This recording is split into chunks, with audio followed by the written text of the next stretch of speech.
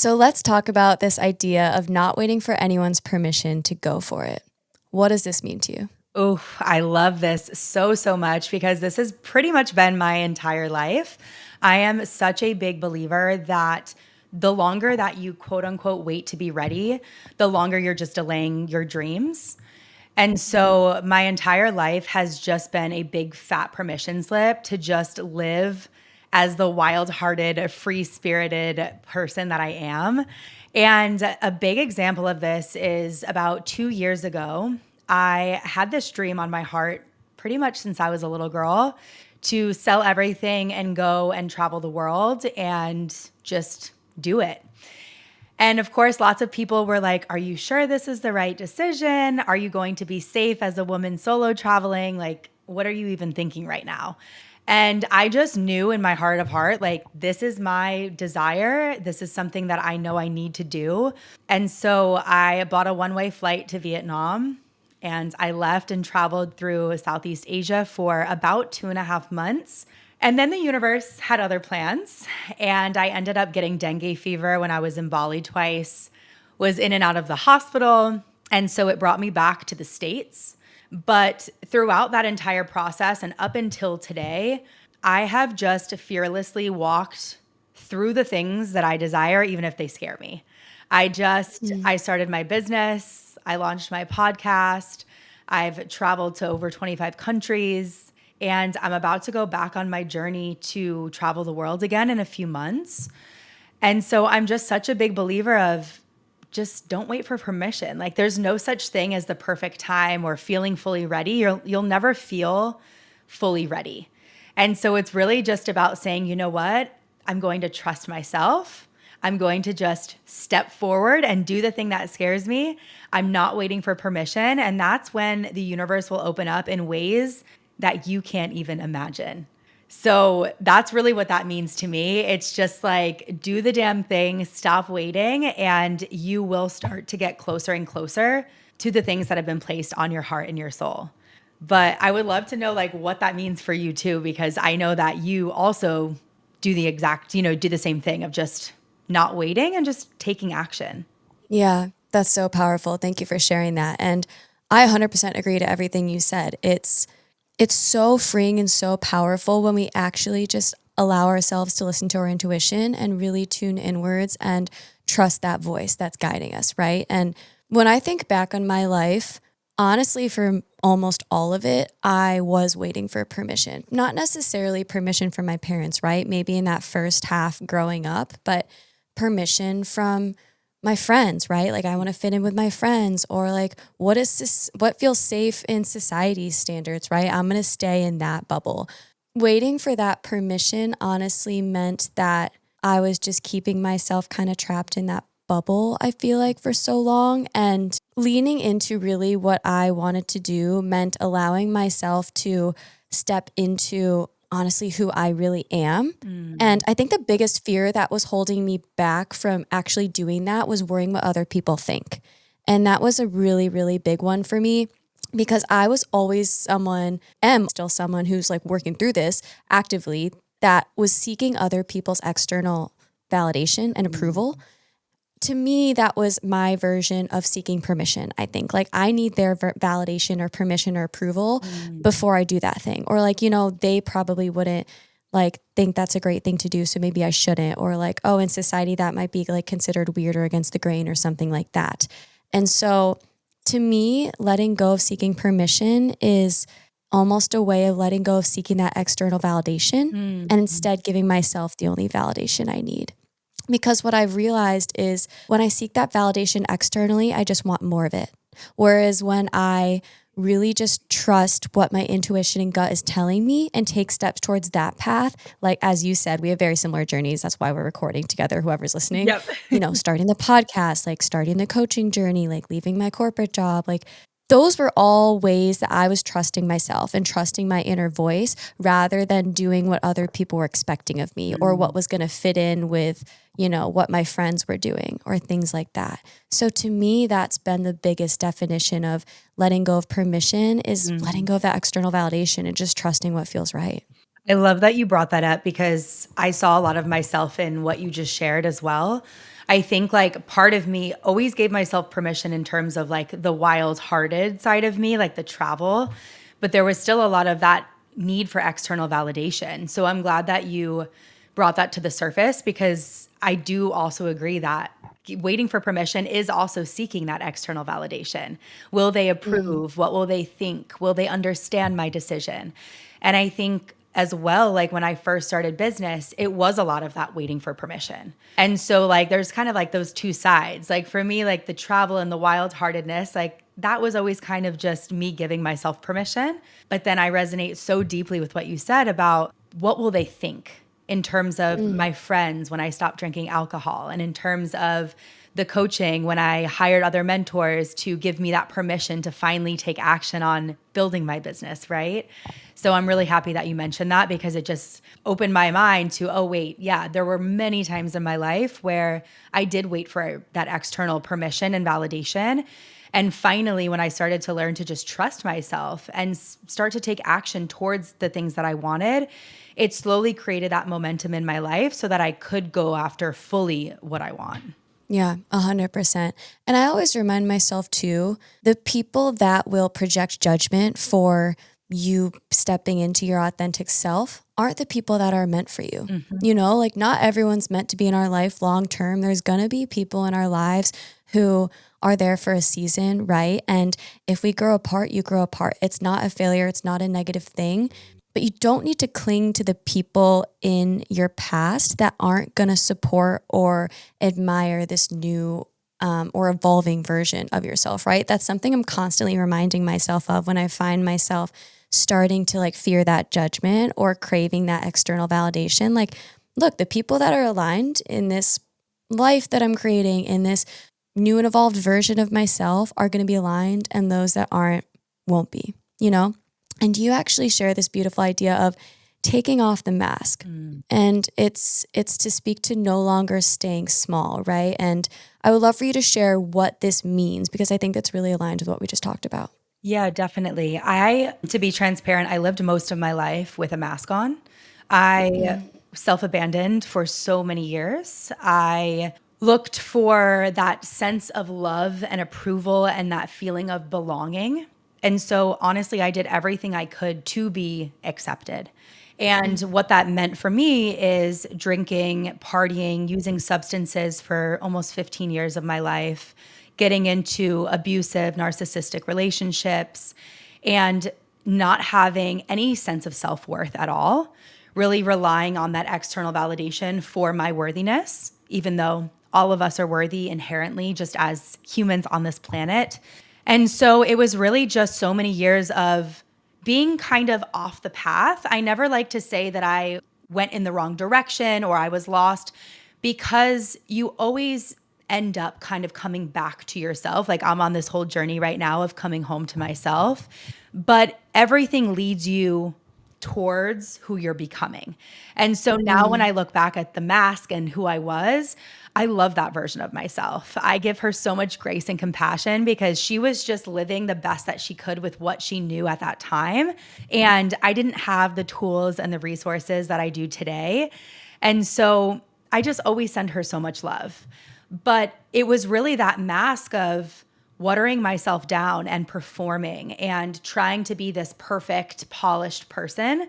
And it really just looked like not speaking my truth and not sharing my voice, and people pleasing and shrinking in certain friend groups because I was scared of the external judgment. And if they don't accept me, well, then I'm not loved and I'm not worthy. And I lived like that for so long. And that's why for me, drinking and partying was honestly my outlet. It was a really big social thing for me.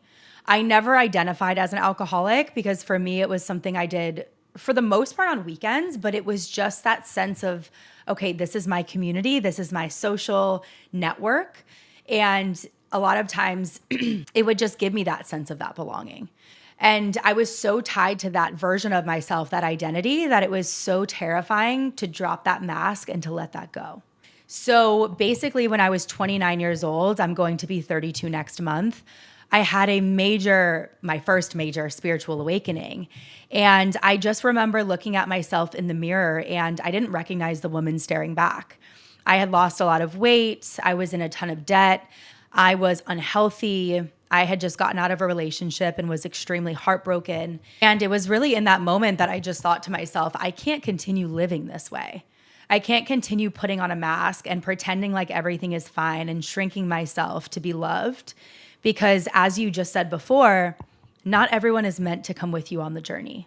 And that is something I've learned over the last 2 years of my healing journey, of my sobriety journey, of just realizing that when you take off the mask and you really start to connect in deeper with your values and who you are beneath all the layers of conditioning, beneath all the beliefs of childhood and all the things that we've learned along the way, and you really step into your authenticity, some people may be triggered by it. Some people may not understand. And what I've come to learn is that's okay because those aren't my people.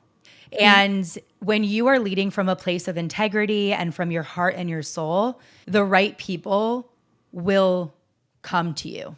You will end up creating space for the right people to come into your life. But you have to first trust that you have to release in order to call in. Like that's a big thing. There's no rebirth without death. And I think for me, taking off that mask was one of the most liberating things I've ever done. And to be completely honest, I'm not even finished yet. I think something Mm-hmm. that we don't realize is you get to one layer and then all of a sudden you realize, oh my gosh, there's 100,000 more layers.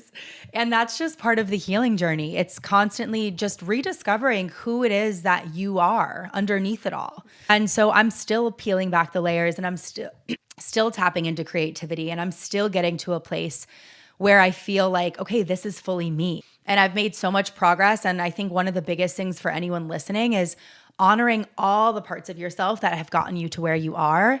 Because for so many years, I ran away from them. And taking off the mask is just so freeing and so liberating on so many levels because you're no longer trying to keep up with the performance. You're just, I almost like to say you're like naked in the world, which can feel really scary and really vulnerable because, again, you're working through the fears, the fear of judgment, the fear of being seen, the fear of being misunderstood.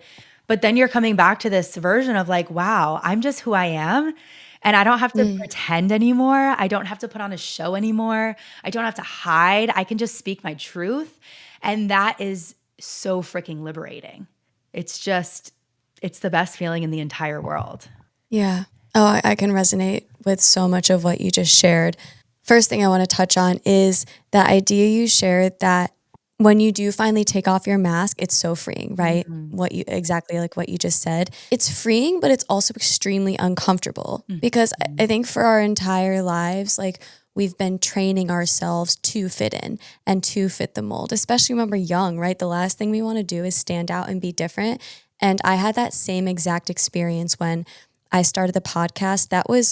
I had definitely like a spiritual evolution, like the couple years leading up to it, where I got very into like self improvement and personal growth and really tuned inward. But starting the podcast was the first time I really expressed that side of myself and allowed people in my life to see it, which is an extremely like scary and vulnerable thing.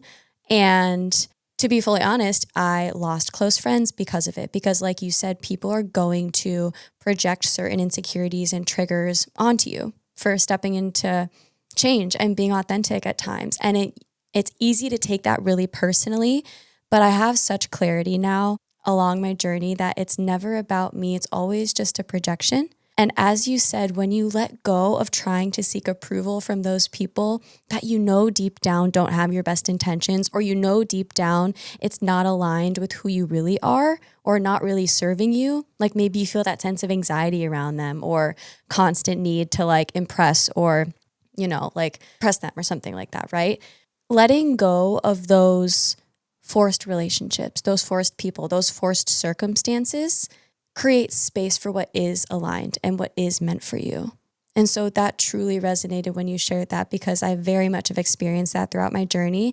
And then I love that you share this idea that like you're not done yet and no one's done yet, right? I'm not done yet. No one like You could be 75 and not done yet. The growth journey doesn't stop. It's just a constant evolution, which I think is a really beautiful and powerful idea, because you get to a point, and I keep hearing people say, like, aren't I done growing yet? And it's like, no, it really doesn't stop. It just kind of changes what it looks like, right? Like you might be in a season where you are having this like really difficult and hard time, but it's molding you in this really important way.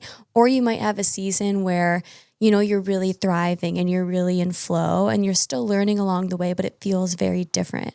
And I think it's important to acknowledge that there are different seasons and there are different layers that we're always going through, but it's all adding on to who we are and who we're meant to become.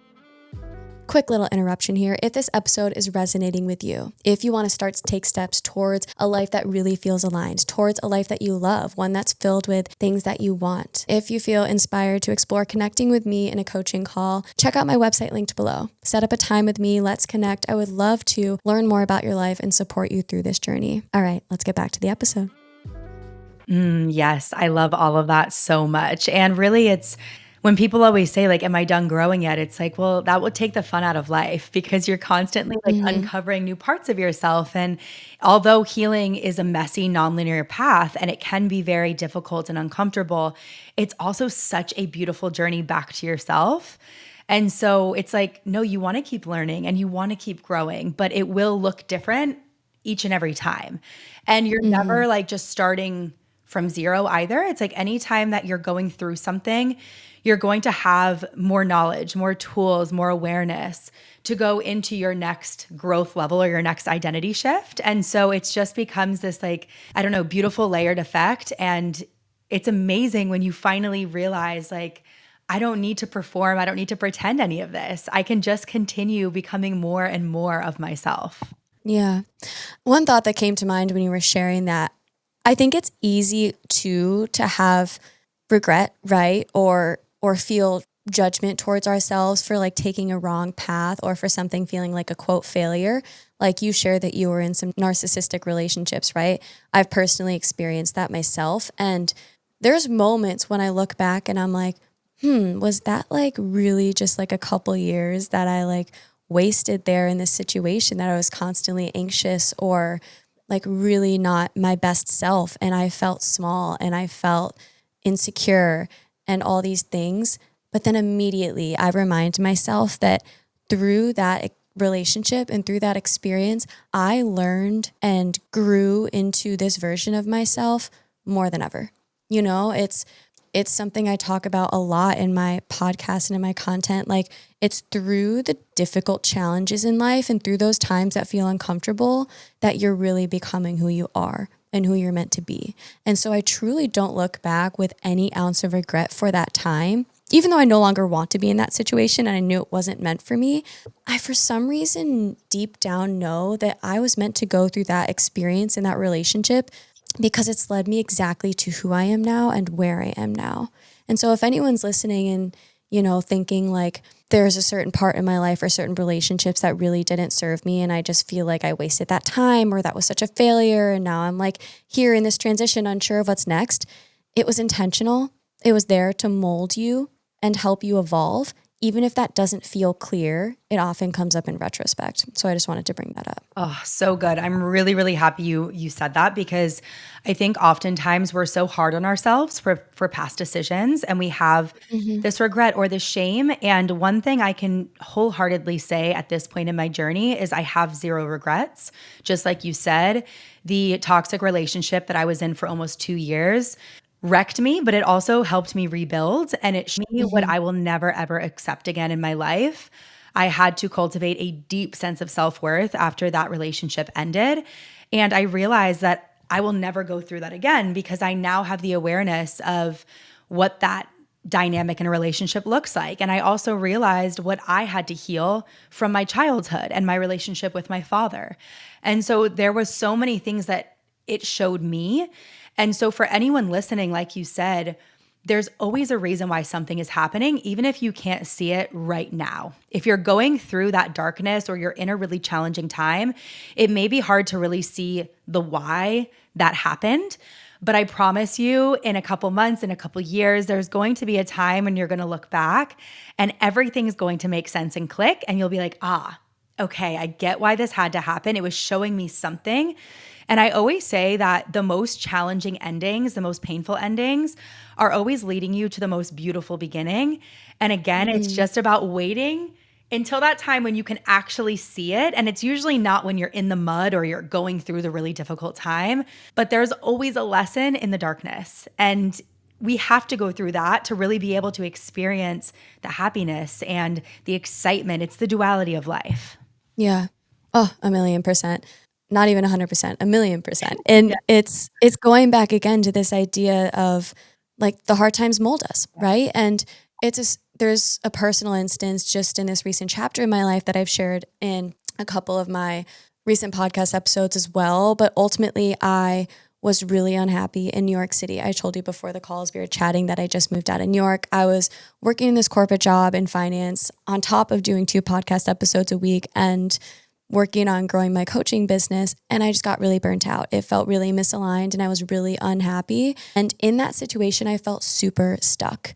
I didn't really know what was next. All I knew was that I did not like my current life and my current circumstance. But I knew deep down, definitely because of all the inner knowing and inner work that I've done, like I know deep down this is here for a reason. And I am grateful for this time because I know that this is kind of just like cheesy, but the darkness before the light, right? Like it's just like me being like in the storm before the sun comes out. And I knew that was the case. I didn't know what the next steps were going to look like, but what I knew for certain was that it was just the beginning of some like really incredible transformation in my life.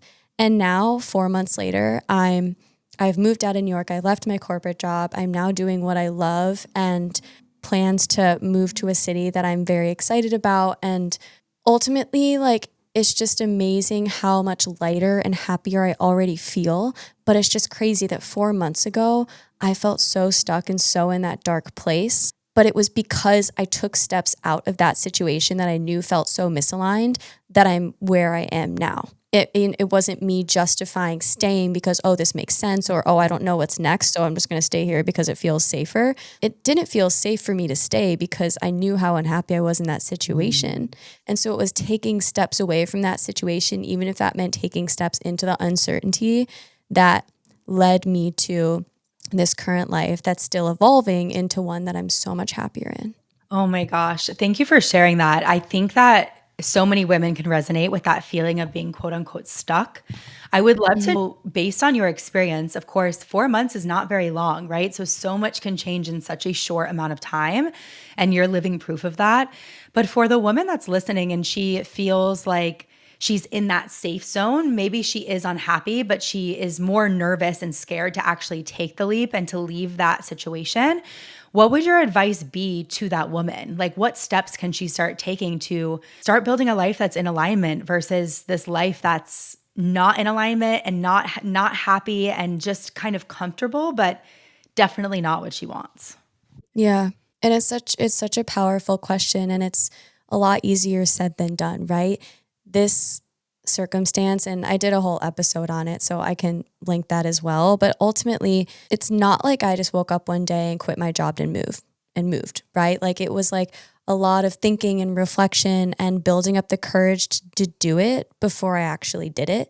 But some of the questions I really asked myself, which gave me so much clarity, was what feels misaligned, right? Like if you're stuck and feeling misaligned, it's for a reason. And ultimately the way to take steps towards alignment, you shared this earlier, but it's exactly what I believe as well, is to take steps away from what feels misaligned. So I knew New York and my corporate job were what felt really misaligned in that current chapter in my life. So it was taking steps away from that really created this space and freedom for me to take steps closer towards what does feel aligned. So the biggest piece of advice that I would give is to really tune inward and ask, like, what is making me most unhappy and stuck in this situation? And then knowing what it is that you need to take steps away from, okay, how can I realistically do that? Is it a fear that's keeping me stuck here? Is it fear of judgment from others? Is it me telling myself that this is the stable and safe scenario that I should stay in, right? But another thought that came to mind, because staying in a job, right? That's a big one for people because they're like, I need that financial stability. Like, I can't leave. Really? Can you not? Because I think there's plenty of other things that will pay you to be the vehicle to live your life. And so that was a thought that came to my mind. Like, why am I telling myself I need to stay? It was because I was getting like brainwashed by these like corporate people who were just like stuck in the hamster wheel, right? But I reminded myself there's so many other opportunities and career paths to pursue and follow that wouldn't make me feel so unhappy and so miserable every day and so surrounded by this negative energy. There are other options. You just need to open your eyes to them. And one thought that came to mind that I really couldn't unsee and shake was this idea that, like, if this job is supposed to provide me with a sense of stability to be a vehicle to live a happy life, and I was miserable, what's the point of that stable job? Like, literally, what's the point? And so I just like, in that moment, I was like, well, I need to quit now. Like, I literally can't go backwards once I had that thought. Or the relationship, right? If you're in these friendships or relationships, I see those as the two biggest things that people feel stuck in, I would say. What specifically about that friendship or relationship it feels misaligned or doesn't feel right? Those are the people or the things that you need to take steps away from. And it feels scary because I think a big fear is like, well, I don't want to be alone, right? I don't want to have no friends. I don't want to be single or whatever. But learning to be alone is such a powerful thing. And we can take this conversation totally into that as well, because you and I were already diving into that. But a powerful question I would like to pose too, to like add to these questions is it better to stay in these friendships or relationships that are making you feel so unhappy and misaligned? Or is it better to step into that uncertainty and be on your own and no longer be in that situation that makes you so unhappy? Because I can guarantee you, by letting go of those relationships or those circumstances in your life that truly aren't serving you, you're simply just creating space for what is. And by stepping away from those things in my life, from those people in my life, like I said in the beginning, who really did not support the podcast and it was hurtful at first, I've found people and relationships who are so much more aligned, and it's just been this beautiful journey. Oh So my that's my advice. Yes, there's so many beautiful nuggets in there. I'm like, oh, yes. I could not agree with you more. I think taking time to be alone is one of the most powerful things you can do on your journey. And I actually would venture to say that every single person on the planet should take at least, I don't know, a year or two by themselves, because you really get to know yourself on such a deep level. And you're no longer relying on someone else for your happiness, for your worthiness, for your anything. It's like, you know that you have you no matter what. And that is so powerful. And I also want to say, it's like you have this beautiful life, and you'll one day look back when you're 80 or 90 years old, and you want to be so proud of the life you've built. I say this all the time, but why spend your life and your precious energy with people that don't value you, with people that don't respect you, with people that don't truly have your best intentions at heart, when there are so many people in this world that will celebrate all of you, your uniqueness, your authenticity, your business goals, your podcast? And there are going to be a lot of people that will either judge you or they won't understand it, because they probably haven't taken the action in their own life and they're not happy in their own life. Most of the time, it is just a projection of their own internal world coming out onto you. But it is up to you whether you walk away from that, whether you set a boundary, whether you allow them into your space and your energy. But life gets so good when you release the people, the places, the habits that are no longer supporting your vision, that are no longer aligned with your journey. Because at the end of the day, this is your life and your journey. And yes, it feels scary and uncomfortable to let go. It's the same thing that you said about leaving the job. I'm actually currently navigating this myself, of like leaving what no longer aligns to fully open up my life to new possibilities and new opportunities. And one of the fears that's come up for me is, oh my gosh, that sense of security and that safety of having the income, the consistent income. But then I thought to myself, okay, I can stay in this unaligned business that I built years ago that got me to where I am today, and I can continue showing up and being unhappy with it and, thinking to myself, why do I keep doing this? Or I can finally just have the courage to say, you know what? There's a million ways to make $1 million. There's so many skills that I have. There's so much that I want to share with the world. There's so many other opportunities to make money and income. And for me, it's like, I'm not going to live my life just around this fear of the money, because money is just a byproduct of following the things that you love. And Mm. I'm done hustling and trying to like force and push. And so for all of my overachievers out there is another way.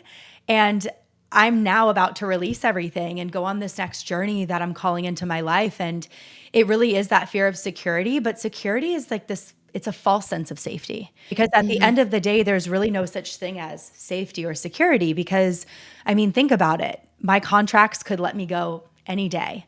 I could wake up tomorrow and have no income, right?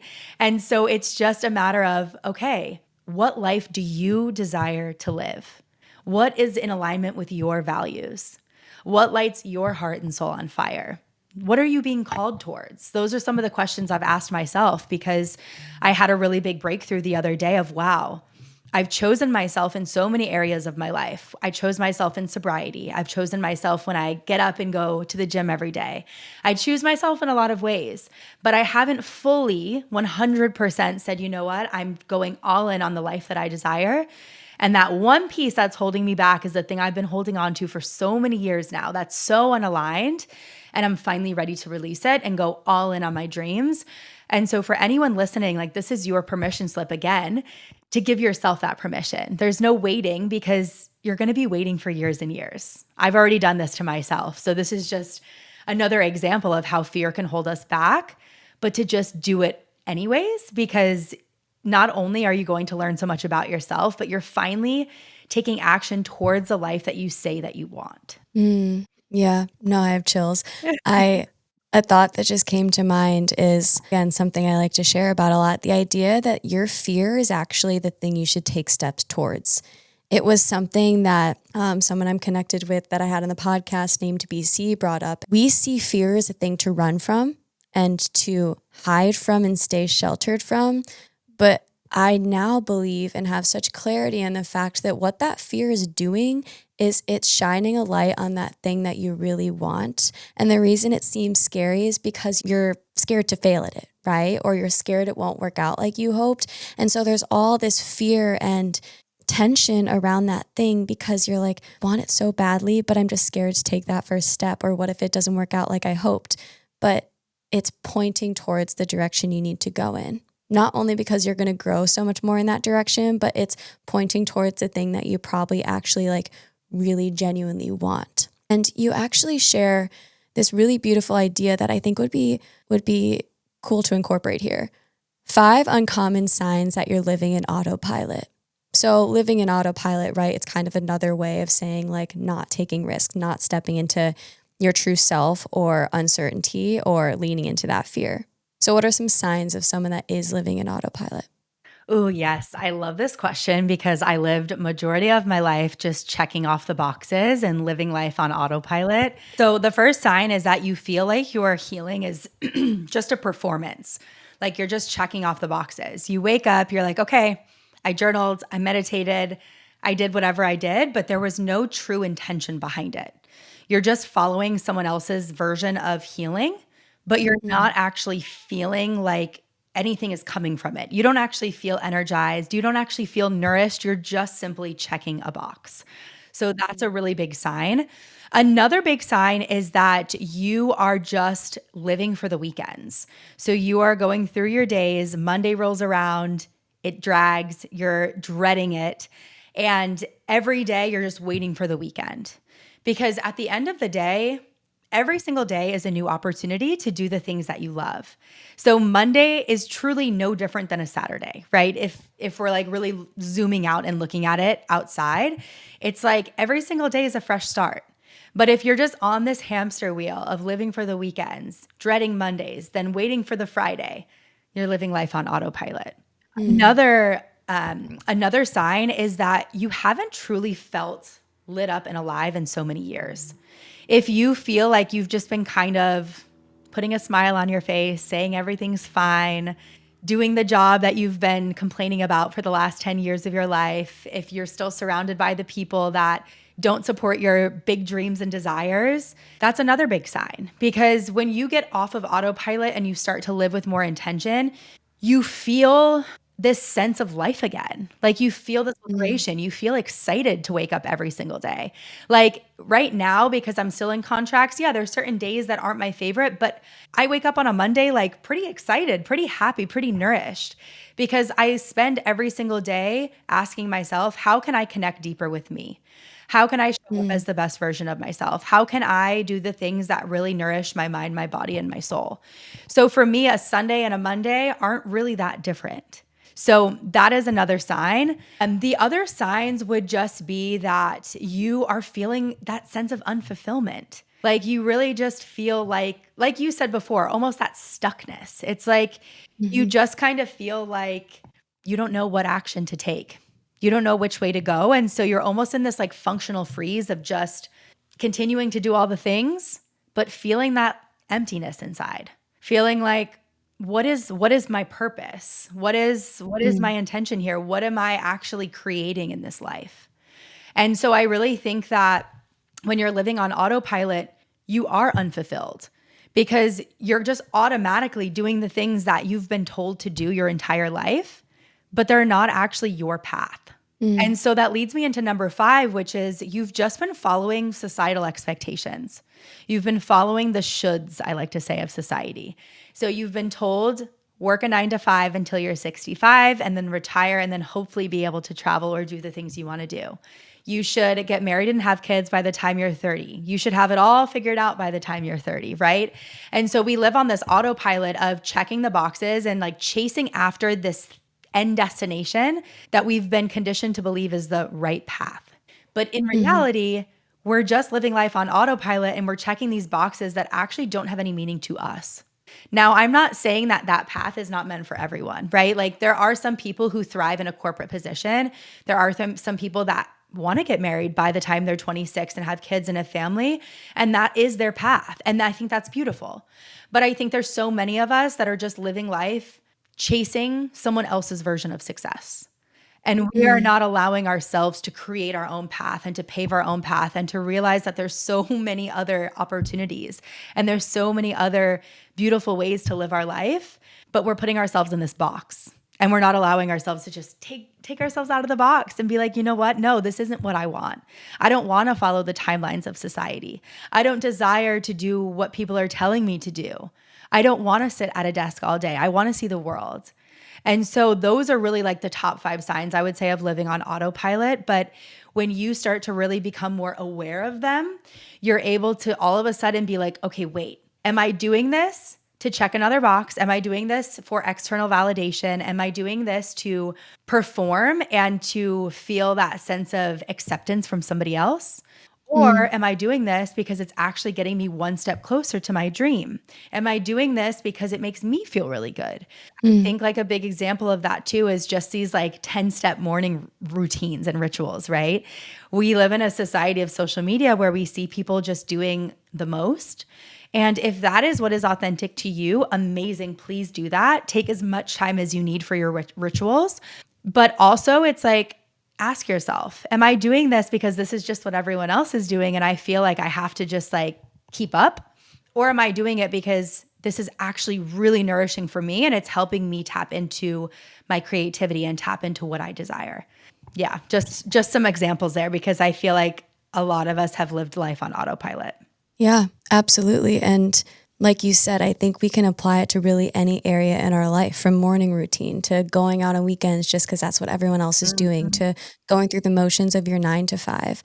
And if what Sophia was saying resonated with you, or if you realize, like, oh, that's me, like, shit, I'm in autopilot, it's a good thing if that resonated with you, because the first thing that we need to do is recognize that that's what we're doing, right? Like, if we recognize we're in autopilot, then that's the door opening and opportunity to then continue to take steps to say like, okay, well, let's ask the deeper question of like, what do I really want from this life? Like, what's actually calling to me? What actually lights me up?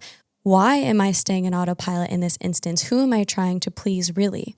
Because if we're not living a life we love, I think about this all the time, we're going to look back with regret when we're so much older down the line and kind of wonder why we didn't take more risks, right? Wonder why we were trying to impress that person that's just not even going to be in our lives probably like years from now, let alone at the end, right? Like, are you living your life for you is like a simple way to put it. And again, it's scary and uncomfortable to step out of that autopilot, but I truly think it's just that first step outside of it that's the hardest, because then you start to gain momentum and then suddenly you start to feel like a little lighter and you're like, whoa, like this is such a better way to live life, right? Whether that's stepping away from those friendships or that job or going on that trip you really want to go on, or like, you know, reducing that morning routine to 3 things because the 10 was starting to burn you out, or like whatever it is, like you said in the beginning. I think this is like such a beautiful full circle moment in that this episode is your permission slip